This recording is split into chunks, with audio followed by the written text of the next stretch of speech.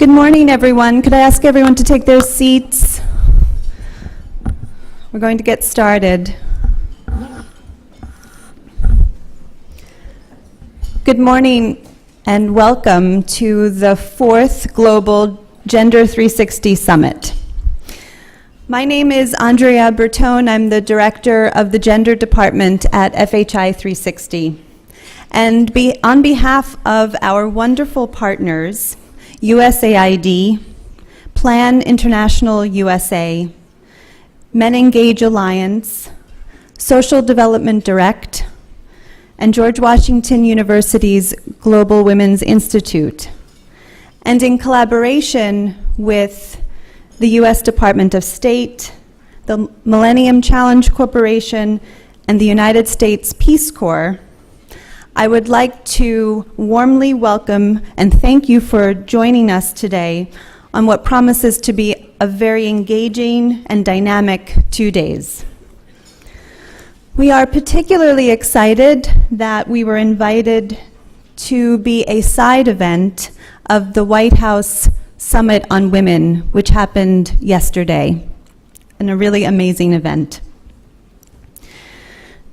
The summit today and tomorrow builds on 2 past gender summits that we've had in Washington and 1 summit in Bangkok that we held in December 2015. The name of our summit this year, as you know, is Engaging Adolescent Girls and Boys in Achieving Gender Equality and Combating Gender-Based Violence. Adolescent girls and boys are at the center of our discussions today and tomorrow for 2 reasons. First, it does not matter what country they come from. Adolescent girls and boys bring energy and innovation to whatever they set out to do. And we want to capture some of that energy in our conversations today and tomorrow. Second, we believe that it is our responsibility to engage and invest in youth for our projects and our activities, and we want to talk about how we can do that better. Today, we celebrate the diversity of all people, all ages, all gender identities, and sexual orientations. We have been so shocked and saddened by the shooting in Orlando, Florida on Sunday. As we come today to celebrate youth, diversity, inclusion, and the possibility one day of gender equality, I would like to ask that we all take a moment of silence to honor those who died.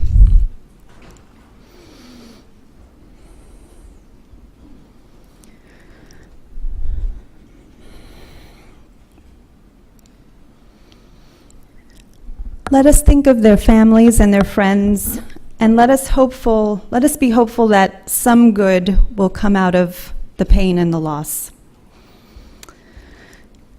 Before I introduce you to our CEO, Patrick Fine, I'd like to just orient you on a couple of points about the summit today. First, I think we're going to be a big group. This room is going to slowly fill up over the day. We've had over 1,000 RSVPs. I even had to turn some people away who wanted to pay me to come in. I think it's a testament of the fabulous program that we have, the amazing speakers, and the range of topics that we've chosen to discuss. We do have an overflow room that's right by the registration desk. It's called the archives room, and there will be a live feed in there all day. The live stream will be in there. If you do want to link to the live stream, I believe you can get it on gender360summit.org. Second, if you take a look at your registration packets, you'll find a lot of useful information, including the program, of course, the bios of our speakers and moderators, the agenda for our U.S. government session that's happening right after lunch. We've made a couple of changes to the program since it's been printed, so we will alert you to those changes as we go along throughout the day. And we will have one very special guest who's not on the program, but we were able to secure her late last week, and that is Angelique Kidjo, award-winning singer, will be here to say a few remarks after the end of our first panel. So around 10:15 or so, Angelique will be here. We're very excited about that. And I think she might sing for us too. Third, after Ambassador Catherine Russell gives her keynote address, representatives from U.S. government agencies as well as civil society organizations will be discussing the new U.S. government adolescent girls strategy. You will see in the middle of your table there is a basket with some index cards. There are some pastel-colored index cards and some white index cards. And we would ask that through the morning, up until that USG session begins with Catherine Russell's keynote, if you would like to write any questions that you think of for U.S. government and for civil society, we will collect them. So if you'd like to ask a question of our U.S. government representatives about the adolescent girl strategy, please write it on the white card, and I'll announce this later again. If you'd like to ask some questions for our civil society panel, we'd like to ask you to write it on the pastel color. And we will, and I understand that some members of the team will come and pick those up later, but I just wanted to announce that now, and I'll announce it again before lunch. Finally, social media. So we encourage you to be active on social media, to visit the digital hub.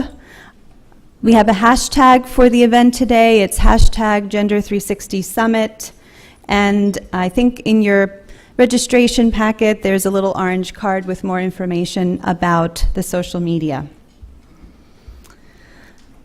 I would not be able to do the work that I do at FHI 360 on a daily basis or be able to organize this amazing summit without the support of one very important person, and that is my CEO, Patrick Fine. 3 years ago now, Patrick Fine said to me, I'm giving you the mandate, Andrea, to make sure that gender is integrated in everything we do at FHI 360. And I gladly accepted that challenge, and here we are years later. And so he said, maybe you'd like to organize a summit, and I thought, that's a great idea. And we started in 2014, and we've had 2 others since. In December of 2015, Patrick came to me again after we had a very successful gender-based violence summit in Bangkok. He said, I hope you're doing another one in June 2016. And I said, okay, I'll do another one. And here we are with our 4th global summit. But this year we did it bigger and we did it better, and we were so glad to bring on some amazing organizational and U.S. government partners, which has made the planning so much more amazing and really helped develop the program to what it is today. Patrick has been a rock-solid supporter of gender at FHI 360. So I would like to introduce Patrick, who's going to say a few welcoming remarks. Thank you.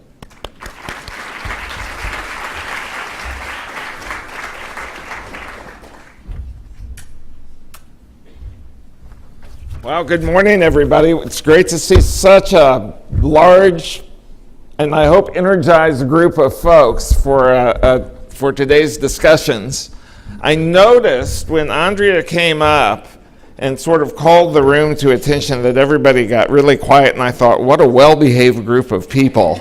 I mean, we've got to be we need some rowdiness in here.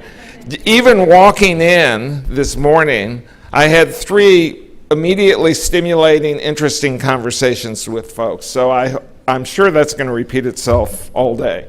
So welcome, and I'm thrilled to be here with you for our 4th annual Gender 360 Summit. It's particularly exciting to be holding this meeting the day after President Obama and Mrs. Obama convened the United States of Women that brought together over 5,000 people in support of women's equality and rights. And I'm sure that many people here today were at the event yesterday.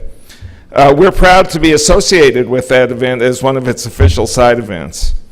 And what I'm expecting is that the work and the energy that was generated yesterday will carry over to today. Now, 3 years ago when we started having the Gender 360 conferences, our first theme was prioritizing gender. Pretty straightforward theme. Since then, we've seen tremendous affirmation of the centrality of gender equality to the building of just and prosperous communities that treat people with respect and afford all people opportunities to live purposeful, fulfilling lives. We've also seen a fuller recognition that this must encompass the empowerment of women and girls, boys and men, and people of all gender identities and sexual orientations. And nowhere is this more clearly or powerfully stated than in the Sustainable Development Goal number 5, which simply states, achieve gender equality and empower all women and girls.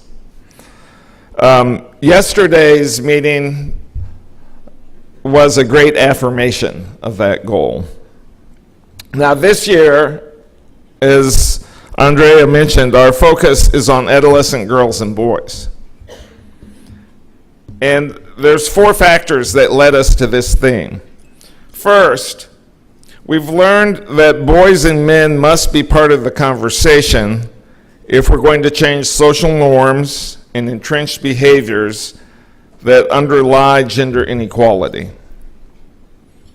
Second, we want robust participation from the Global South, and I'm very happy to report that about half of our speakers here today will bring a perspective from outside of the U.S.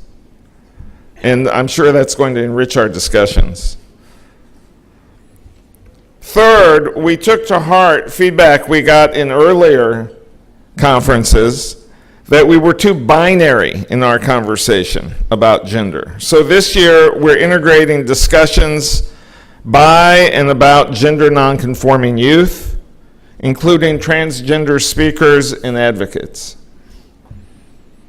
And finally, we want the youth who are here today to actively engage and help lead the conversation. We have youth ambassadors who you will hear from, and we have almost a dozen youth advocates to bring a youth lens to the conversation we have today. So the focus on youth reflects the real-world priorities of policymakers, of community leaders, and of families throughout our global community. And when I travel around the world and when I talk to leaders in the countries where we work, the number one issue that is raised is around youth, empowerment, jobs for youth, education, and creating opportunities for youth. So this is an appropriate time to take that as our theme. Today, there's 1.8 million people in the world between the ages of 10 and 24. It's the largest youth population in the history of the world. 82 million girls between the ages of 10 and 17 will be married before their 18th birthday, foreclosing opportunities for education, reducing their prospects for economic empowerment, and increasing health risks due to early childbirth. And we still perpetuate the idea that manhood is defined by a machismo that idealizes toughness and promotes an image of young men as risk takers who use violence to resolve conflict, to seek glory, and to dominate women and other men. In the past, we've focused on women and girls because the need to address social injustice and more formalized legal and economic constraints are so obvious, and because doing so has seemed like the most direct route to change. And we're justifiably impatient.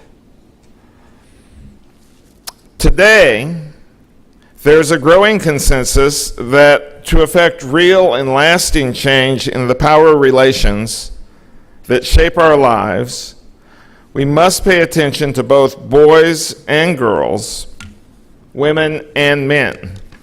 Last month I was in Zambia, and I met with a group of civil society leaders, and one of the Zambian women that was in that meeting, we were talking about women and family health. That was the topic of the meeting. And one of the Zambian women civil society leaders said, "Girls don't grow up in a vacuum. We have to pay attention to the boys too." So it's a message that I'm hearing, and I think all of us are hearing and need to pay attention to. So if we're going to engage youth, we have to listen to what they have to say. 3 months ago, the UN held its 60th Commission on the Status of Women. There was a youth forum at that meeting, and young men and women collectively declared that they want youth of all genders to live free of violence, that young women and girls deserve a place at the decision-making table, that young men and boys must be partners in sustaining gender equality, and that all youth should have equal access to opportunities, to taking responsibility, and to resources. So here's what we want to achieve today. First, I hope that today will be about making that declaration a reality. And to do that, we want to confront unfair gender norms among adolescents. We want to listen to the youth who are with us today from all over the world. We want to facilitate new professional and personal networks and identify ways to work together in the future. We want to challenge our assumptions and question authority. How many people in this group are authority questioners? All right, that's a good sign.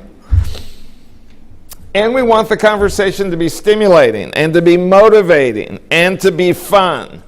And as I said, I walked in and I've already had 3 fun conversations. So I know that we've got the potential here to achieve that objective.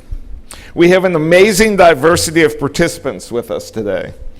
Adolescents from Bangladesh, from Vermont, from Washington, D.C., youth advocates and activists from Kenya, Chile, India, Lebanon, and Bosnia-Herzegovina, men, women, and people of all gender identities and sexual orientations, gender advisors and specialists, practitioners, donors, people from the business community, academics, advocates, and representatives from our partners in the U.S. government. So we have a great mix of people.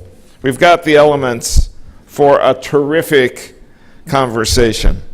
To make the most of our time together, I want to lay out 2 ground rules.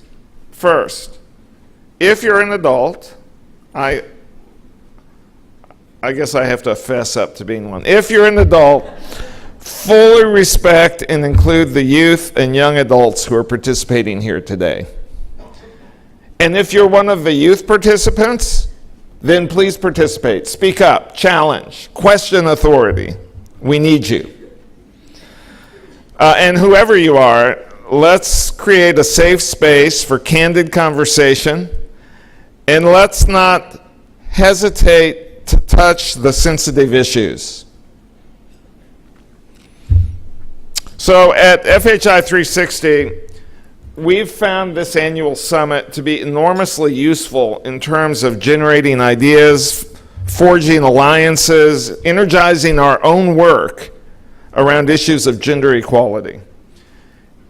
And we've put ideas into practice. For example, in our USAID-funded Youth Power program in Mozambique, we've engaged youth to serve over 25,000 orphans and vulnerable children. And in the work we do with the PEPFAR-funded Linkages program, we've shown that the same gender norms and inequalities that marginalize and put young women at risk also increase violence against men who have sex with men and transgender people. So there's an element of knowledge creation that I hope will take place here today, and I hope that's going to also lead to knowledge application. I hope that everyone here today will draw insights and experiences from this time together to inform your thinking and practice.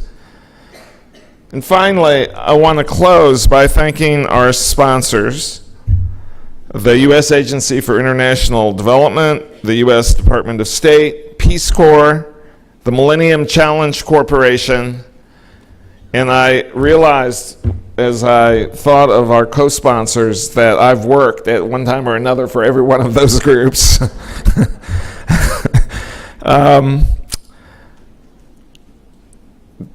To our partners in the U.S. government, thank you for your support. And thanks for your support not just for this summit, this day, but more importantly, for the work you do to place gender equality at the center of the development agenda.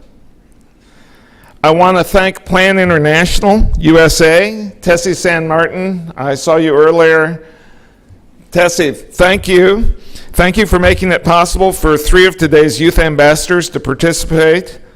I'm sure that they're going to inform and enrich our discussion. I just hope our discussion and their participation informs and enriches their experience as well. And I want to thank Summit partners, Men Engage Alliance, Social Development Direct, and George Washington University's Global Women's Institute. Finally, last but not least, I want to pay a special note of appreciation and recognition to my colleagues at FHI 360 who carry the torch for women's equality, for gender equality in our organization and out in the development community. And in particular, Andrea, thank you for your leadership in making the Gender 360 Summit one of the signature events that FHI 360 is associated with. Now, it's up to all of you to make this a productive, useful day. So I'm turning the charge over to you, handing the baton back to, who gets the baton? Andrea. Thank you all. Thanks very much.